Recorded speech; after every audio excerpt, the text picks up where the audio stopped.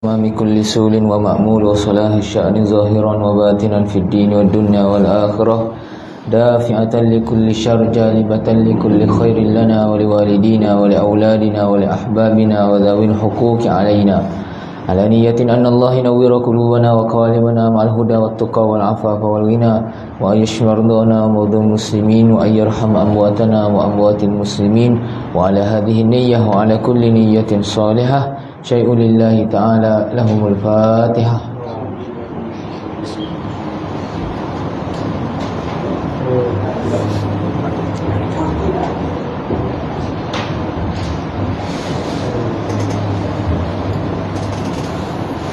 Assalamualaikum warahmatullahi ta'ala wabarakatuh.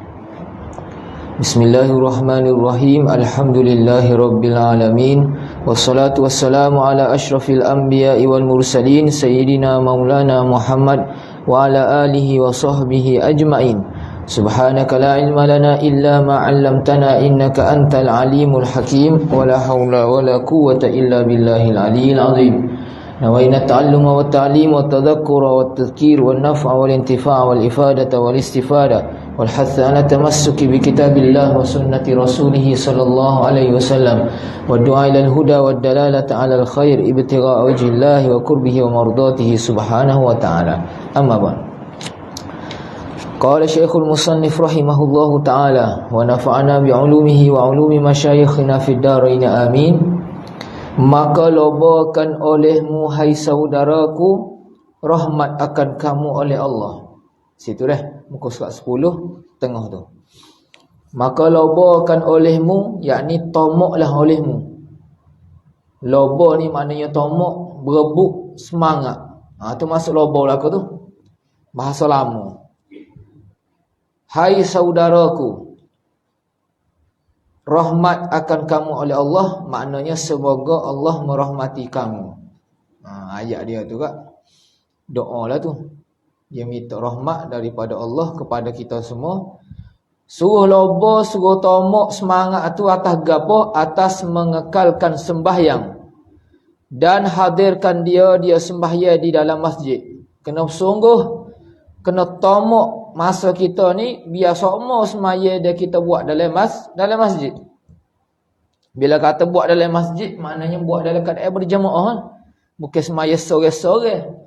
Ni tu email tak ada, kita semaya sore-sore. Enggak. Mari sujud dah tak jadi. Kena latih sore tu email, biar semaya dalam keadaan berjamaah.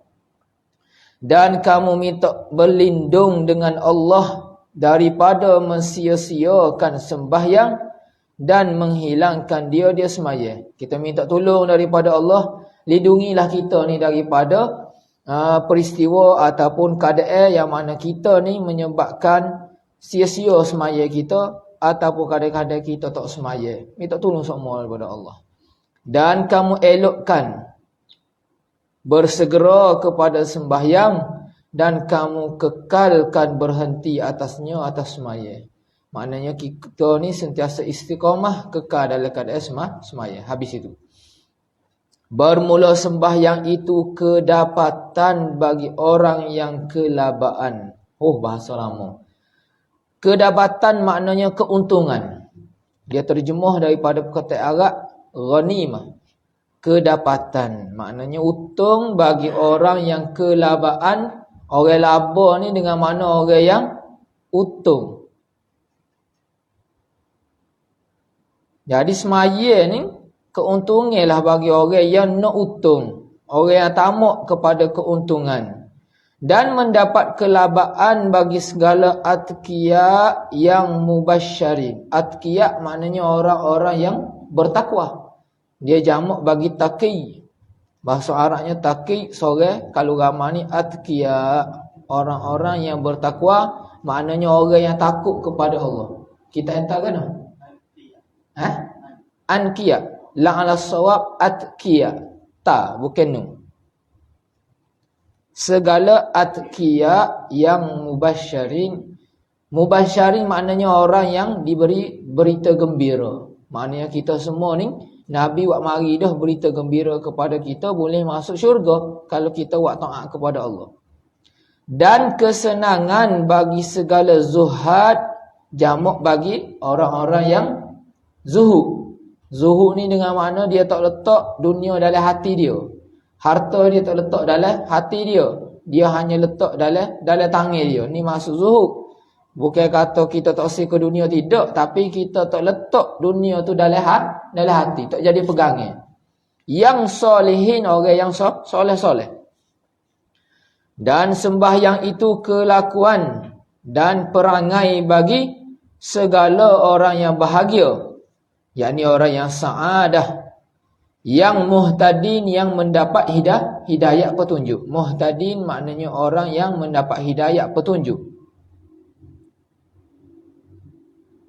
Dan apa tu ke? Dan hibur ya. Hibur ni maknanya hiburan hati bagi segala safwah yang muhibbin. Safwah maknanya orang yang terpilih. Yang muhibbin maknanya orang-orang yang tercinta. Jadi orang mari semaya ni orang-orang terpilih rupanya. Bukan semua orang boleh buat semaya ni. Jadi dianya adalah hiburan hati. Maknanya kita ni duk serabut dalam dunia, nak menghiburkan hati kita dengan semaya. Yang muhibbin maknanya kita cinta kepada Allah, seolah-olah kalaulah kata kita gewel ni ke, duk cari semua masa nak berdating, nak FaceTime ke gapo, makanya kita orang yang soleh, cara kita nak temu Tuhan, rasa kasih cinta kitanya dalam semaya.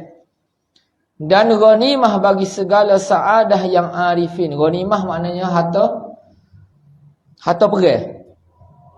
Ghanimah harta peperangan maknanya ganjaran yang besar lah bagi segala saadah. Saadah ni ketua-ketua yang arifin, yang kenal, yang makrifah kepada Allah Ta'ala.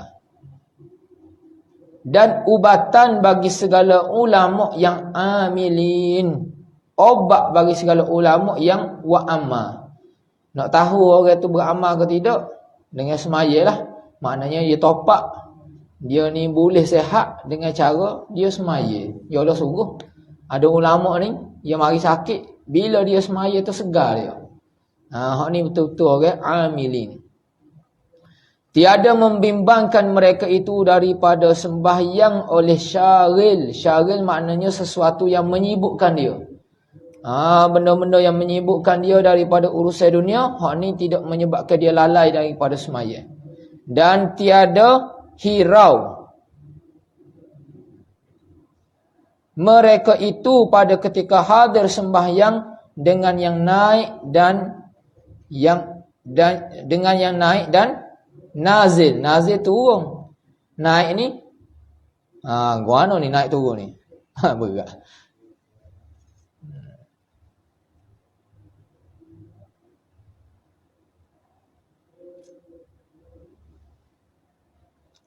Dia terjemuh dalam bahasa Arab.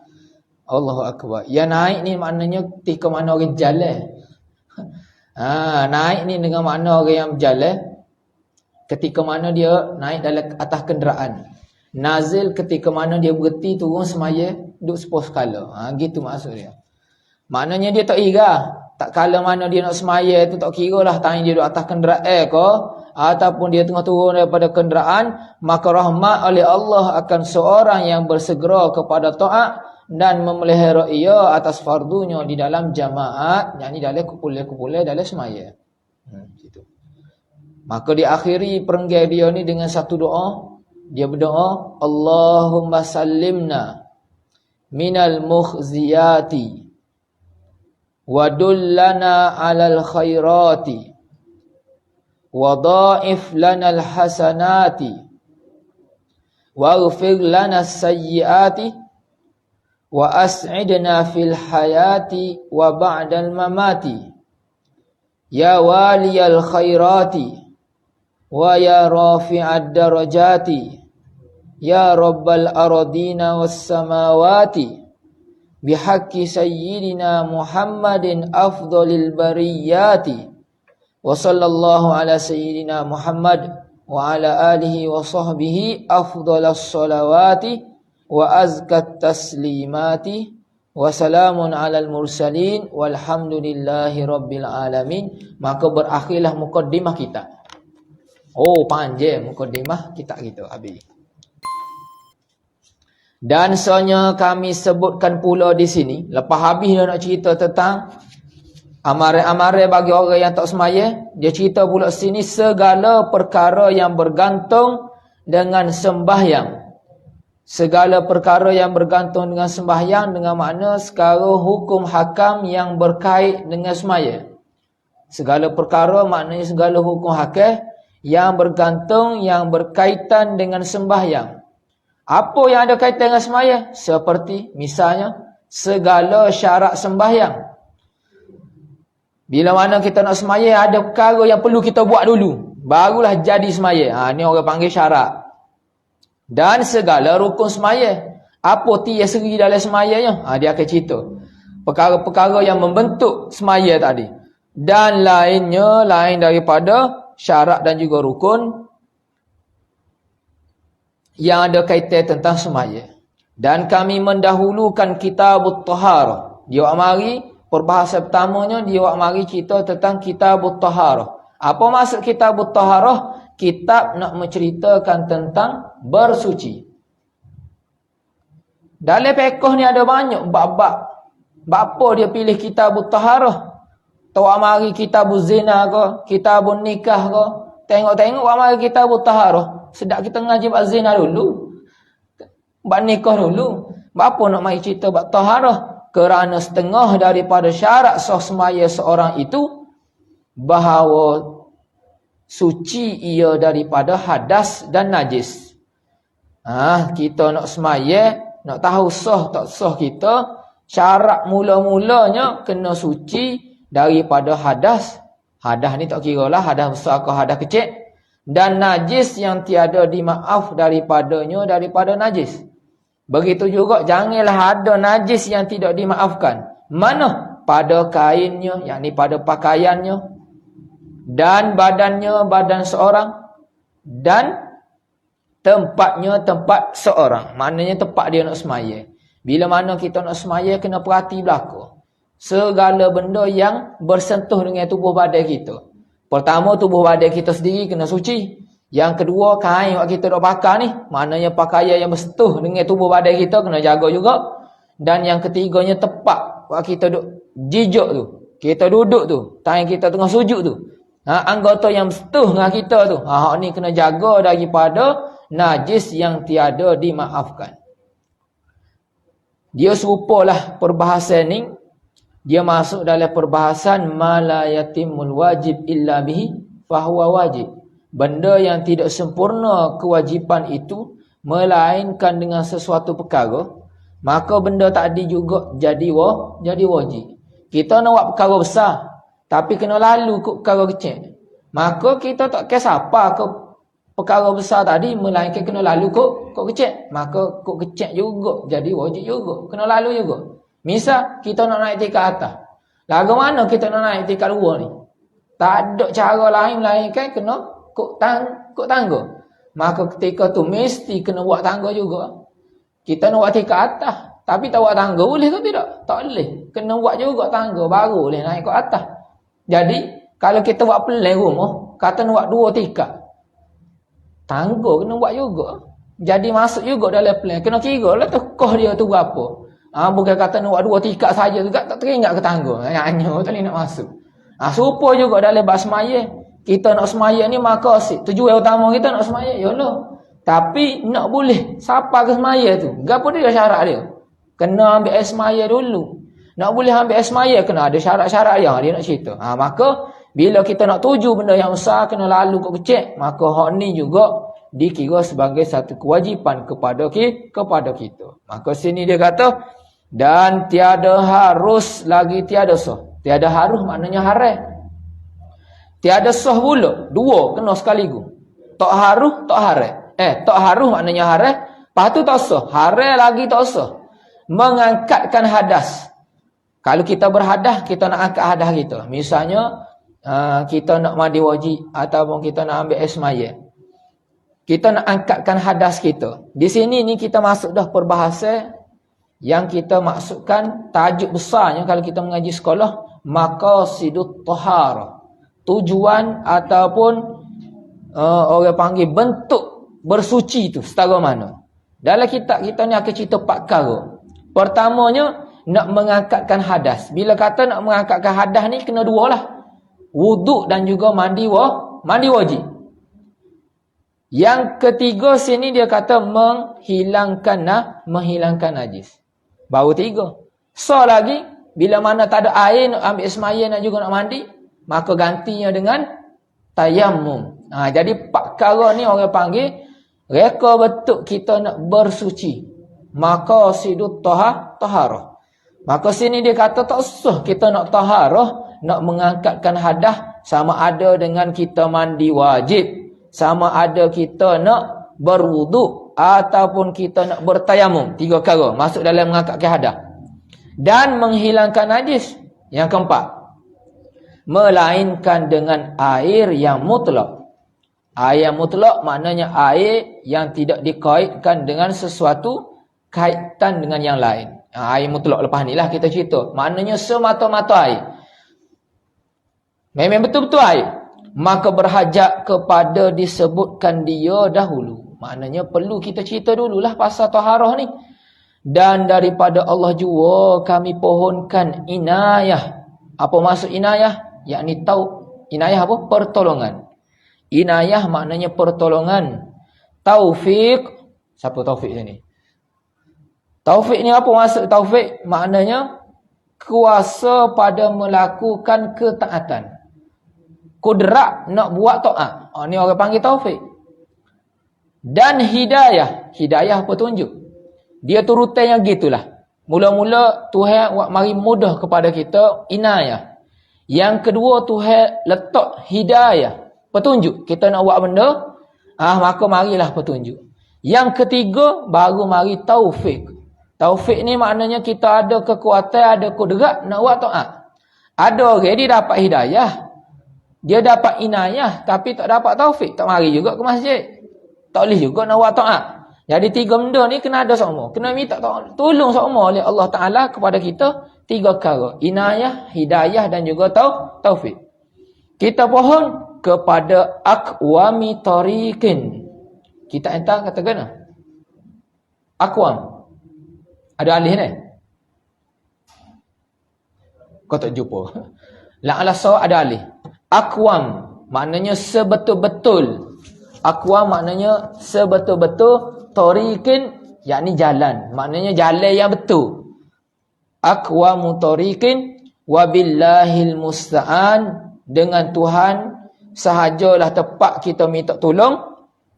Wa alaihi li'timadu wattuklanu. Dan ke atasnya sahajalah i'timad kita pegah, wattuklan kita berserah diri, bertawakal kepada Allah. Hanya kepada Allah Ta'ala sajalah kita buat nyanda dan juga kita berserah diri.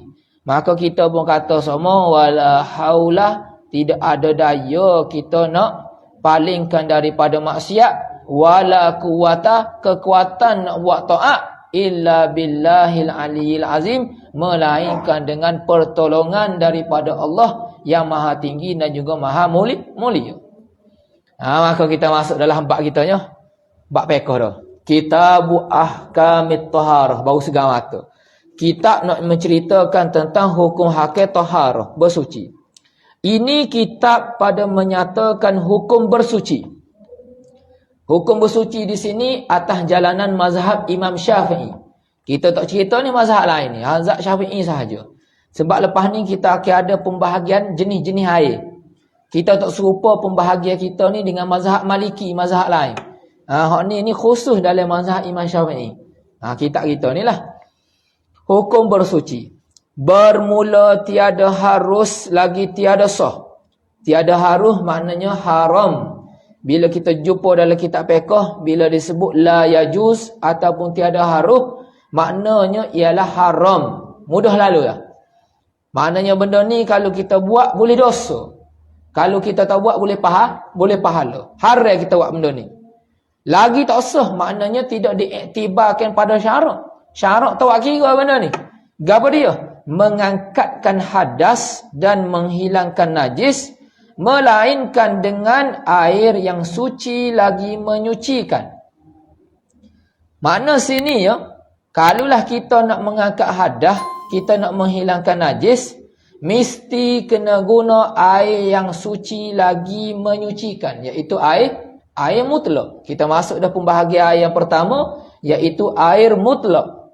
Air mutlak ni pada zat dia suci, pada masa yang sama dia juga boleh kita buat untuk menyucikan benda lain. Dia beza tu. Kena tengok dua sudut yang berbeza.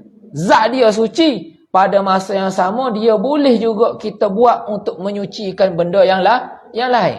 Sebab ada air ni dia hanya suci diri dia saja, tapi kita tak boleh nak buat menyucikan benda lain.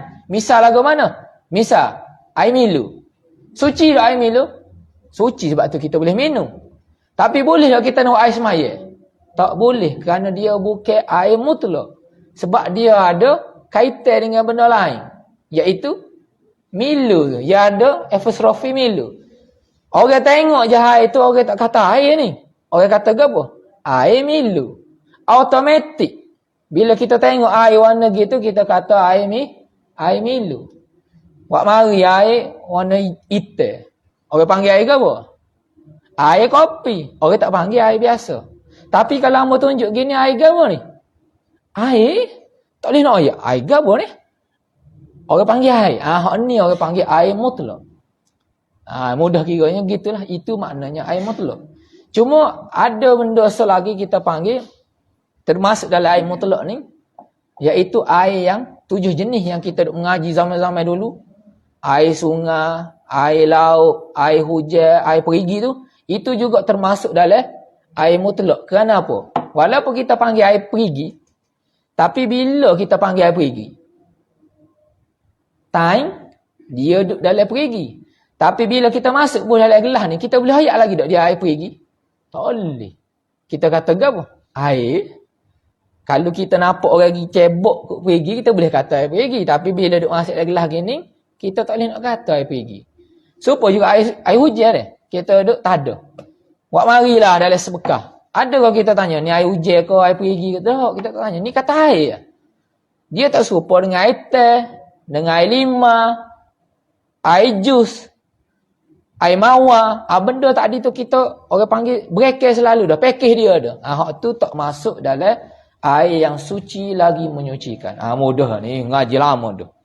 Jadi hukumnya kalau kita ni tidak menggunakan air suci lagi menyucikan, hukum dia haram dan tak sah. Dengan mana? Misal, orang tu pergi ambil air semaya guna air milu. Apa hukum dia ambil air semaya dengan air milu?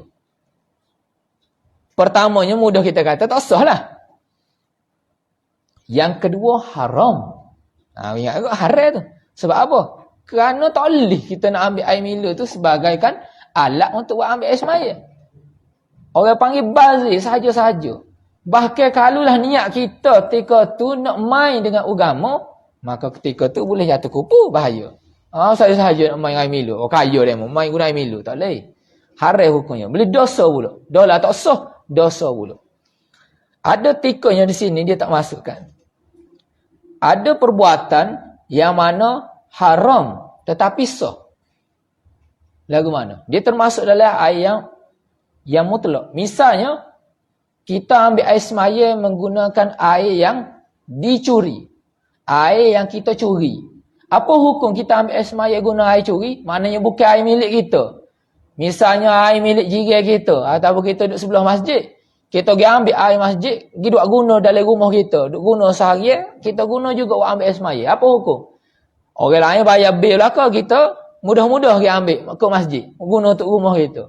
Tanya tu apa hukum dia? Haram tak? Sebab bukan barang kita. Bukan halal ni, haram dah ni. Nampak je lah. Cuma sah ke tidak? Sah. Sebab air tadi, air mutlak. Masih lagi air mutlak. Tetapi dia dicuri. Maknanya sini, air tu pada zat dia suci lagi menyucikan. Sah. Tapi perbuatan kita mencuri itu, jadi hukumnya haram. Supaya semaya lah. Kita gunakan pelekat orang lain. Tak minta dengan dia. Budak asrama biasa ramah. Apa hukum dia? Sah semaya, tak ada masalah. Tapi dosa. Maknanya sah, kita terlepas tanggungnya kita daripada Allah Ta'ala. Dengan makna kalau tengok dalam checklist, maknanya orang ni semaya dah. Bukan kata dia ni tak semaya. Maknanya terlepas dah. Tanggungnya dia, taklif dia terlepas. Tapi pada masa yang sama dia berdosa kerana dia guna bagi orang lain. Situ nampak ni. Jadi gapo dia air mutlak ni? Dan iaitu air yang tiada jatuh padanya pada air najis. Dia mari kriteria air mutlak. Pertama, air yang tidak jatuh dalam air ni najis. Maknanya tak ada najis dalam air ni. So, dan tiada jatuh padanya sesuatu yang suci yang hancur.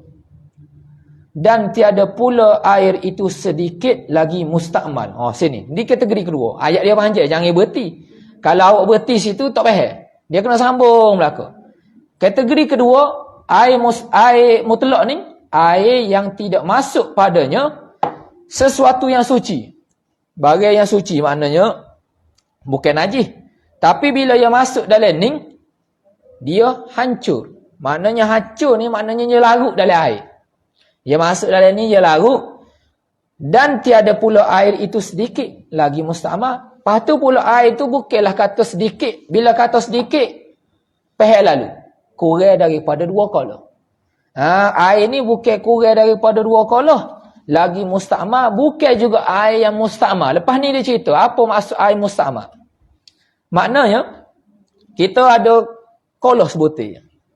Air kolah sebutir. Tiba-tiba kita masuk klorin. Misalnya, klorin ni suci ke tidak? Suci. Bila dia masuk dalam air, larut tak dia? Larut. Bila dia masuk larut, boleh tak kita nak asingkan klorin tadi? Bila kita masuk dalam air, kita nak tubik pula dia. Tak boleh dah, dia hacur dah. Dia masuk dalam air kolah yang lebih 2 kolah, yang mana air tadi kita tak guna untuk semaya, maka hukumnya juga ialah air mutlak. Ni kategori kedua. Lepas ni dia pecah banyak lepas ni. Maka apabila jatuh padanya pada air tadi sesuatu yang suci yang hancur. Contoh lagu mana? Seperti apa tu Seperti madu. Air banyak, tiba-tiba masuk madu. Yang bercerai daripadanya daripada sesuatu tadi, sesuatu cerah pula pada sesuatu. Mana ayat ni?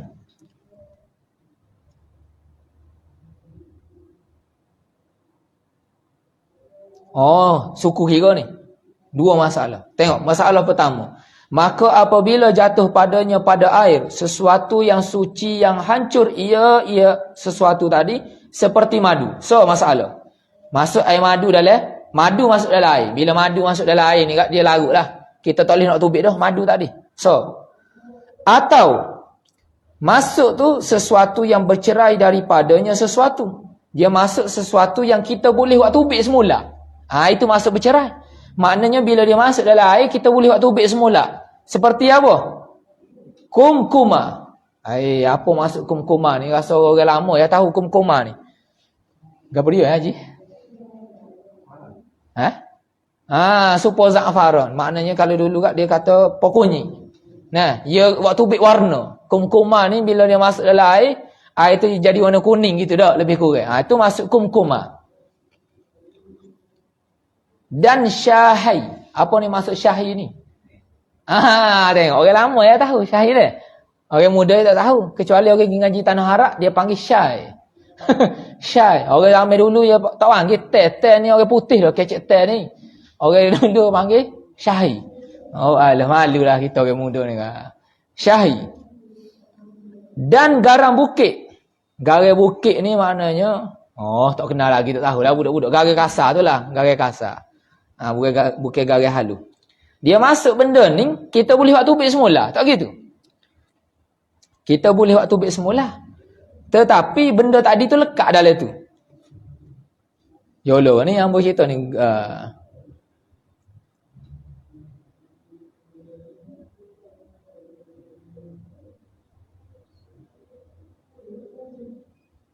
Oh gini, bercerai daripadanya sesuatu maknanya bila dia masuk, dia menghasilkan satu kesan yang baru. Itu maksud dia. Contohnya bila masuk kumkuma, maka air ni jadi kuning. Kalau masuk syahai, masuk teh, air jadi warna koko. Kalau masuk garai bukit, jadi air rasa masin. Gitu. Cerahlah daripada zat benda yang suci tadi, sesuatu yang lain. Gitu maksud dia. Nyesak hamba ini. Dia tak baca tak mari ni. Jadi bendanya gitu, tiada ia daripada tempatnya, bukan tempat asal, atau tempat lalunya, tempat lalu garai bukit. Maknanya kita letak garai bukit, yang mana garai bukit ni bukan pada tempat asal dia. Kalau duduk tempat asal dia tu tak ada masalah lah, kita tak bicara lah ni. Kita amari garai bukit tak dalam bekas air. Ataupun bukan tempat laluan dia. Apa hukum dia? Cuma tak habis lagi ayat dia. Bila masuk benda tadi dan mengubah ia akan air. Bila masuk benda tadi berubah air. Asal tu air tu jenis molek gini. Bila masuk benda-benda ini, berubahlah sifat air. Berubah tu lagu mana? Kriteria kita tengok air ni berubah. Pada rasanya. Kalau kita tek rasa lain. Boleh jadi sebelum ni rasa tawar, tiba-tiba masuk benda tu jadi masin, jadi manis. Atau baunya. Belum ni tak ada bau. Tiba-tiba masuk benda tu jadi wangi. Jadi hacing. Ataupun jadi masak. Bau busuk. Boleh laku tu. Atau warnanya. Tadi putih jenis molek. Tiba-tiba masuk jadi warna kuning. Jadi warna hitam. Jadi warna koko. Akan sebagai berubah yang keji. Berubah yang keji ni, dobek dia sekira-kira menghilangkan nama air. Sekira-kira kita tak panggil dah air saja. Menyebabkan nama tu, bila dia berubah yang keji ni dengan mana dia tukar nama lain. Kalau hari tu jenama A, tiba-tiba jadi jenama B. Lagu mana? Bila kita masuk teh, adakah air ni kita panggil air lagi? Tak dah. Dia dijenamakan jadi air teh. Tak, misalnya. Lagu mana tu? Maka air itu suci pada dirinya. Air teh tadi, air kumkuma, air garai bukit, air melo tadi tu suci pada dirinya. Maknanya dia bukan najis. Kalau kita sentuh dia, tak perlu kita basuh. Kita boleh minum dia. Tetapi tiada menyucikan najis dan tiada mengangkatkan hadas. Tapi kita tak boleh nak guna untuk taharah, nak menyucikan najis ataupun nak mengangkatkan hadas, sama ada hadas besar ataupun hadas kecil. Bubuh tadi tu nak kira setara mana? Dan jika ada air itu 1000 kirbah sekalipun. Kalau kata bubuh tadi tu 1000 kirbah. Kirbah ni mudah nak kiranya 1 geleng. Kirbah asalnya ialah benda yang dibuat daripada kulit kambing. Orang Arab bila dia sembelih kambing, dia tak supo kita sembelih kambing ni. Kita ni kalau duk lapah kulit kambing tu koyok habis. Orang Arab ni yang pandai. Dia lapah kulit kambing supaya kita cabut jaket dia tu kan. Comel. Bila dia cabut molek, dia ikat kaki pak tu. Menyebabkan kita boleh sipir air dalam kulit kambing tadi. Dia buang segala lemak-lemak, bulu-bulu. Dia kering. Maka jadilah kulit. Supaya dengan bagai kulit lah. Bila gitu dia boleh sipir air dalam bekas tadi. Yuk lagi jalan. Zaman dulu. Zaman lah ni tak guna dah. Kita ada bekas-bekas air dah. Itu perangai orang Arab zaman dulu. Dia gunakan kirbah daripada kulit kambing. Jadi dia kata sini, kalau air tadi tu siapa 1000 kirbah sekalipun, dia tetap tak boleh kita buat air semaya. Kerana air tu kita tak namakan air mutlak. Kita namakan air lain. Walaupun dia suci pada diri dia, tetapi tak boleh nak buat bersuci. Sebab apa dia kata? Kerana bercampur air itu dengan sesuatu yang terkaya ia daripadanya. Terkaya ni dengan mana? Benda yang kita boleh jaga daripada benda tadi. Kalau nak kira tak? Teh. Boleh tak kita nak jaga daripada masuk daripada air ni? Boleh. Maknanya, kalau kita nak masuk baru jadi air teh. Bukan kata air tadi tu tak boleh nak lari daripada teh. Kalau benda yang tak boleh nak lari ni, kita tetap namakan dia sebagai air mutlak. Misal lagu mana? Contoh kolah kita ni lama dah kita tak basuh. Maka tiba-tiba tumbuhlah apa dalam kolah? Lumut-lumut, hijau-hijau. Jadi berlumut ada alga. Air tadi tu pun berubahlah sikit. Kita pun rasalah air tadi tu ada rasa payah sikit. Ataupun bau dah sikit. Warna dia pun jadi kuning dah sikit. Boleh tak kita nak guna air tadi? Boleh. Air tadi tetap kita namakan sebagai air mutlak. Kerana apa? Kerana kita tak boleh nak elok dah daripada lumut yang ada dalam air tadi. Ataupun air dalam sungai ke? Dia ada lumut tepi tu ataupun dia ada tumbuh-tumbuhan menyebabkan air tadi tu kadang-kadang berbau. Kalau gitu kita tak namakan air mutlak ke? Tetap kita namakan air mutlak. Sebab apa? Sebab benda tadi tu benda yang kita tak boleh nak tak boleh nak elok. Benda yang kita tak boleh nak tak boleh nak elok. Maka ketika tu boleh kita guna. Aplikasi yang terkini, misalnya bekas kita ni bekas karat. Bekas karat, kita tak save karat tadi. Kita gaunyuh-gaunyuh tak boleh dah. Kekal juga. Bila kita masuk air dalam tu, air mutlak. Tiba-tiba, ia serus sikit bau-bau. Boleh guna tak air tadi? Boleh lagi digunakan. Kerana air tadi dikira air mutlak. Kerana kita tak boleh nak elok benda tadi. Melainkan kalau tiba-tiba kita pergi masuk benda lain, merubah sifat air tu lain lah kira. Lalu ni, benda yang tidak boleh nak tak elok. Habis itu. Oh, dia panjang bahasa dia ni. Nak baca saja boleh, tapi takut peling. Dan seumpama air yang bercampur air ini, serupalah juga dengan air ni hukumnya, maknanya hukum air yang suci tetapi tidak menyucikan. Dia sebenarnya dia nak cerita pasal air mutlak. Tapi oleh kerana air mutlak ni habis situ yakin dia cerita bab lain. Iaitu air yang bukan mutlak. Yang masuk dalam bab air mustakmal. Jadi dia nak ceritalah air ni lagu mana. Sepertilah hukum yang kita duduk cerita ni, air yang mustakmal pada mengangkatkan hadas dan membasuh najis. Gapa dia air mustakmal, lepas ni dia cerita air yang kita gunakan untuk mengangkat hadas kecil ataupun hadas besar, atau air yang kita gunakan untuk membasuh najis. Maka air ni kita namakan sebagai air mustakmal. Pembahagian air mustakmal ni hanya ada pada mazhab kita Syafi'i. Ada pun pada mazhab Malik, dia tak ada air mustakmal. Mudah mazhab dia. Mazhab kita ni dia jadi peling sikit. Dan perbahasan tentang air mustakmal ni amat payah, menyebabkan kadang-kadang orang jadi waswah. Kalau tak pandang ngaji bab air mustakmal lah sekali waswah dia. Nak guna air ni boleh ke tidak? Air jadi mainannya lah. Air dia berdi ni boleh guna ke ni? Air mustakmal ke tidak? Bila dia tak faham konsep air mustakmal, dia jadi waswah, habis air tak boleh nak guna. Payah nak ngaji air mustakmal, kena beringat molek lah. Jadi air mustakmal ni, air yang kita guna untuk mengangkat hadas ataupun membasuh najis. Baik, maka air itu, air mustakmal ni, suci tiada menyucikan. Zat dia suci, tetapi tidak boleh kita nak menyucikan benda yang lain. Bila tu? Jika ada ia kurang daripada 2 qalah dan tiada berubah air yang mustakmal pada menghilangkan najis itu dengan najis serta dengan beberapa syaratnya. Syarat dia gitu, dia kata, kalulah kata air tadi tu kurang daripada 2 qalah. Air mustakmal ni, kalulah kata dia ni kurang daripada 2 qalah, maka dia tidak suci dan menyucikan. Tetapi kalau air mustakmal ni lebih 2 qalah, jadi mana? Air mustakmal lebih 2 qalah. Misal, awak ambil air semaya, masuk dalam qalah. Saya ambil air semaya, penuh 2 qalah. Air tak dia boleh guna ke tidak? Kita tak namakan air mustakmal adalah. Air mustakmal ni, air yang kurang 2 qalah. Pening dah lah akhir malam ni. Rasa ngaji lama dah, kata ni dah, ini masuk you dah. Tapi mana jadi pening ni? Air mustakmal ni hanya air yang kurang 2 qalah. Ingat Kalau lebih 2 qalah, dia tak jadi dah air mustakmal. Sini dia kata air tadi tu kurang 2 qalah. Lepas tu pula, tiada berubah air yang mustakmal pada menghilangkan najis dengan najis. Dengan maknanya dengan sebab najis tadi, serta dengan beberapa syarat yang lain. Dengan mana, bila kita sucikan sesuatu perkara, misalnya, kita ambil air tadi tu nak basuh perut.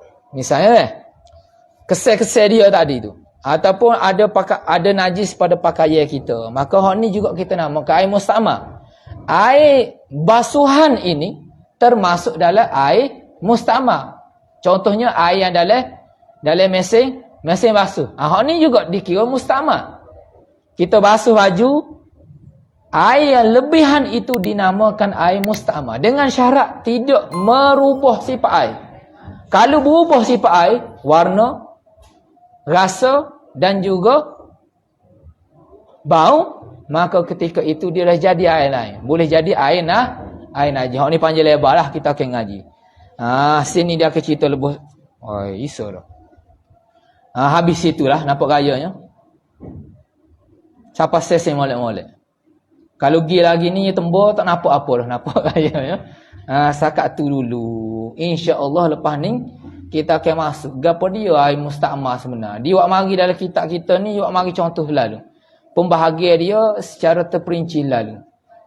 Allahu akbar, payah dia. Lepas ni nak ngajar budak-budak tu pula. Bak ni juga. Nah, insya-Allah lah jumpa pula lepas raya. Minggu depan tu rasa tak boleh dah sebab raya. Jumpa pula di minggu yang akan datang. 2 minggu yang akan datang insya-Allah kita akan masuk balik perbahasan tentang air musta'mal. Segala yang baik datang daripada Allah, yang kurang itu datang daripada diri hamba sendiri. Yang memohon maaf banyak-banyak pada minggu ini. Aku qauli hadza fa astaghfirullahal azim li wa lakum. Wassalamualaikum warahmatullahi taala wabarakatuh. Bismillah wassalatu wassalamu ala Rasulillah wa ala alihi washabbihi wa wala. Subhanaka la ilma lana illa ma 'allamtana innaka antal alimul hakim.